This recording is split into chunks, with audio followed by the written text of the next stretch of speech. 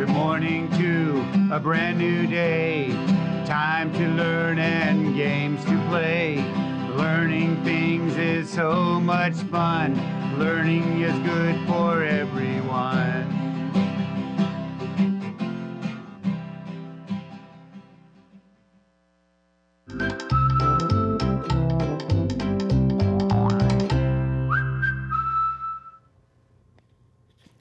Good morning, boys and girls.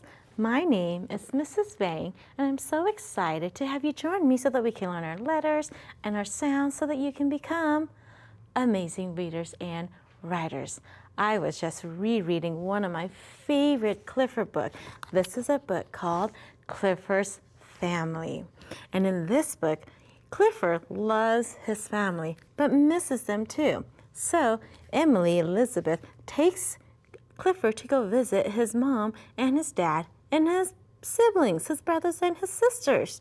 So I want you to read to find out how Clifford's siblings are helping their family.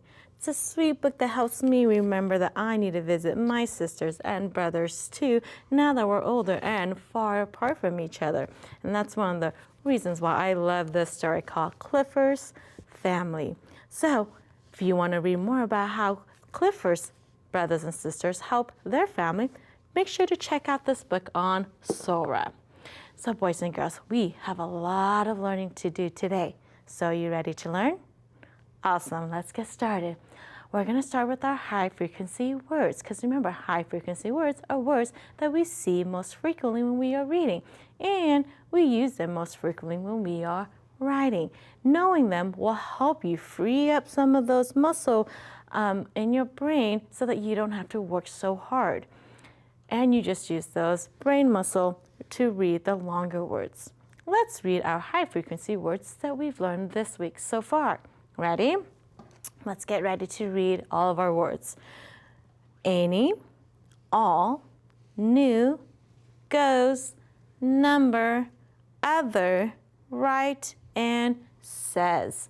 Good job, boys and girls. Today, we have 2 new high-frequency words that we're going to be adding to our high-frequency words list. Now, as I show it to you, I want you to help me read them and spell them. So, spell it in the air, with, or if you have a pencil or whiteboard marker nearby, get them and then help spell them. That way, it really becomes implanted in your brain, and your brain will remember them. Ready? My first word is work. Help me read it. Work. Good job. Help me spell it. W-O-R-K, work. Good job. My next word is understands. Help me read it. Understands. That's a long one, I know. Understands. Help me spell it. Ready? U-N-D-E-R-S-T-A-N-D-S. Understands. Good job. I know we use that word a lot, don't we? And it's a long word to remember how to spell. Understands. Good job. Now, let's look at my sentences. Help me try to figure out which one of these words will go into my sentence so that it will make sense. Ready? Help me read the first sentence. The first sentence says, my mom went to blank. And the next sentence, help me read it. She blank the book. So if I'm using my context clues to help me figure out which one of these words will go into the sentence, I know the top one, my mom went to work, makes sense. So let's put work. My mom went to work. Yes, that makes sense. So that must mean that understands belongs in the second sentence. Let's read it. She understands the book. Yes, that does make sense. Good job, boys and girls. So we'll add work and understands to our words that we have learned this week. Don't forget, as you're reading and you see some of our high frequency words, remember to read them and try to spell them so that it will stick in your brain. Awesome job, boys and girls. So now let's get ready to turn up that listening ears. Turn it up. Turn the volume high. We're going to play a game called Guess My Word. This is where I'm going to give you a set of sounds. Your job is to blend them together to guess my word. And as a bonus, try to find out how many sounds you hear in the word. Ready? Awesome. Let's get started. What if I said D? I'm. Blend it together. D. I'm. What's my word? Dime. Good job. Like I found a dime on the ground. Dime. How many sounds? 3 sounds in dime. Good job, boys and girls. Okay, how about these sets of sounds? Guess my word. Shh. I. P. Blend it together. Shh. I. P. What's my word? Ship. Good job, boys and girls. Ship. How many sounds in the word ship? 3 sounds. Awesome job, boys and girls. Okay, last one. Ready? K. I. T. Blend it together. K. I. T. What's my word? K. I. T. Kite. Good job, boys and girls. How many sounds? 3 sounds and kite. Good job. Now, let's go and practice our sounds of the week. This week, we are reviewing our short I that says I, and we're learning that our long I says I. And our spelling pattern for this week is vowel, consonant, silent E. Because remember that E doesn't say any sounds. Its job is to make the I say the long vowel sound, which is the I sound. No E. It says I, which is the short I sound.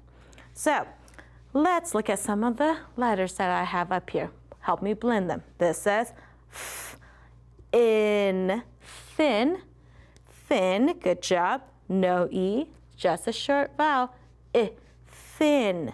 Now, what would happen if I add the silent E? Now, you're right. It changes the I to the I sound. So F, ein, fine.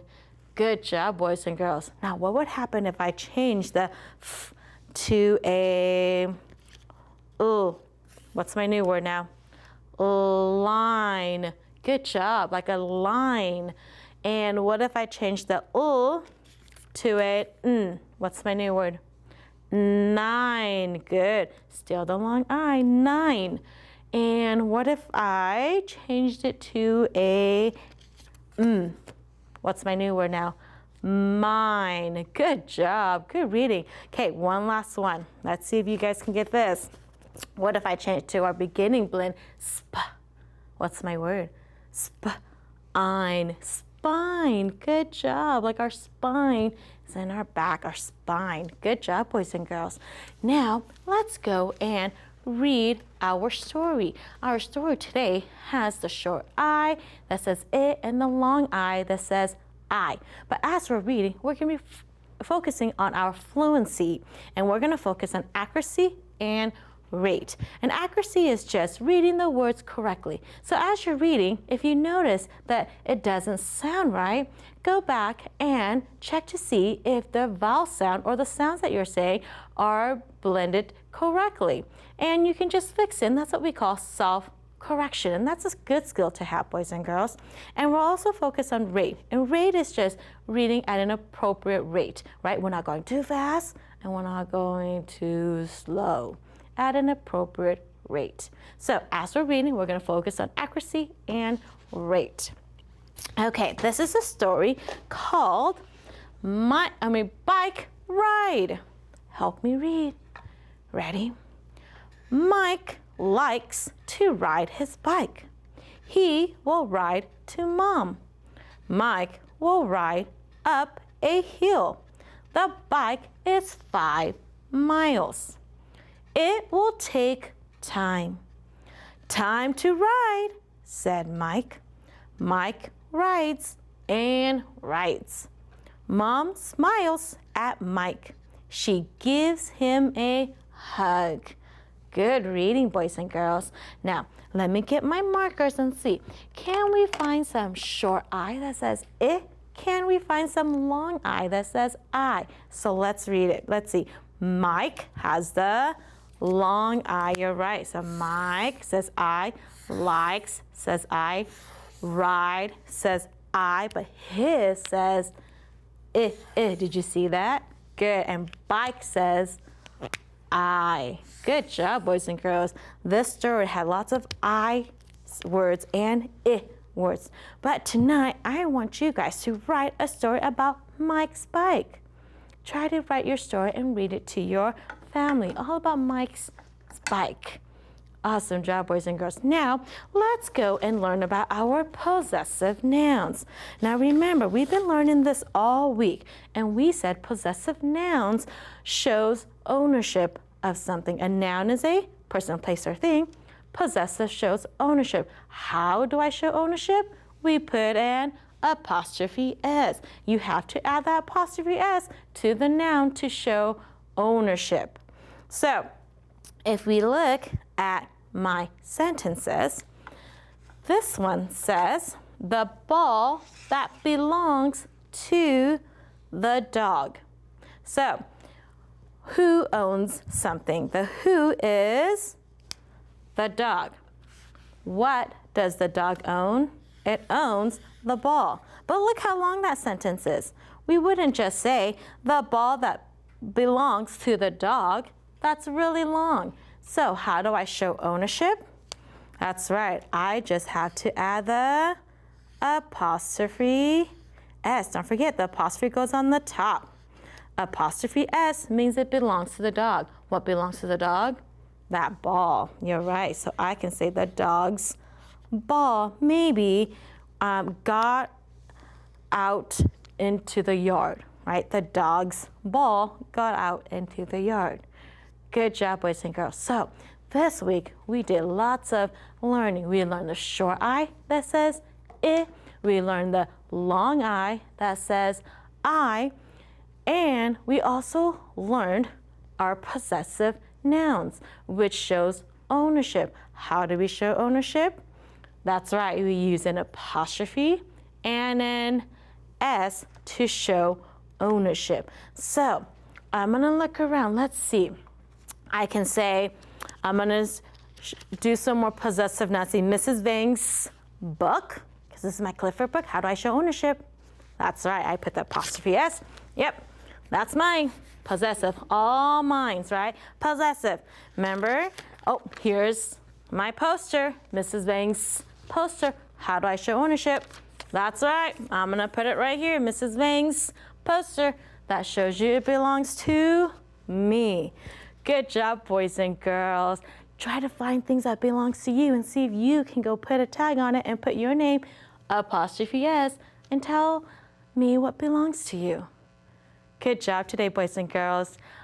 Remember, when something gets hard, tell yourself, I can do it, and Mrs. Vang believes in you. So does a lot of people, boys and girls. Have a great weekend. I'll see you guys next week. Bye-bye.